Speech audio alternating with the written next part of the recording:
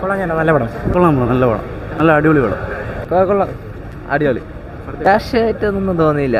അടിപൊളി, എല്ലാവർക്കും പോയി കാണാം. വളരെ ഒരു സർവൈവൽ ത്രില്ലറാണ്.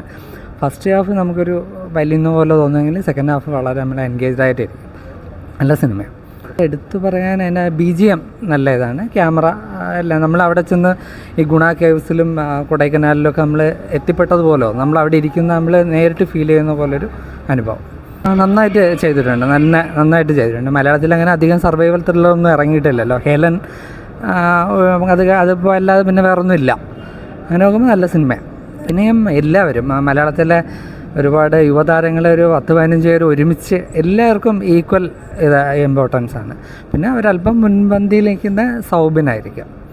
എന്തായാലും നല്ല ഫിലിമാണ്. മിക്കവാറും അടുത്ത 2024 പ്രേമലു കഴിഞ്ഞ അടുത്ത് സൂപ്പർ ഹിറ്റ് ആയിരിക്കാൻ എന്നും വിചാരിക്കുന്നു.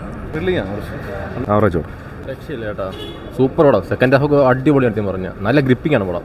പക്ഷേ ആദ്യം തൊട്ട് അവസാനം വരെ പക്ക എൻഗേജിങ് ആണ്. ഒരിടത്തും ഒരു ലാഗ് പോലും ഇല്ല. സെക്കൻഡ് ഹാഫൊക്കെ വേറെ ലെവൽ, ക്ലൈമാക്സ് സൂപ്പറാണ്. കിട്ടില്ല പടം, ഒരു രക്ഷയില്ല. മസ്റ്റ് വാച്ചിട്ട് കാസ്റ്റിംഗ് എല്ലാം അടിപൊളിയാണ്. ഞാൻ പറഞ്ഞാൽ പടം ഒരു രക്ഷയില്ല. തിയേറ്റർ മസ്റ്റ് വാച്ചാണ്. ആ എക്സ്പീരിയൻസ് ഒക്കെ പൊളിയാണ്. ആ ഒരു കാർഡിൻ്റെ ഒക്കെ കിട്ടില്ല പടം.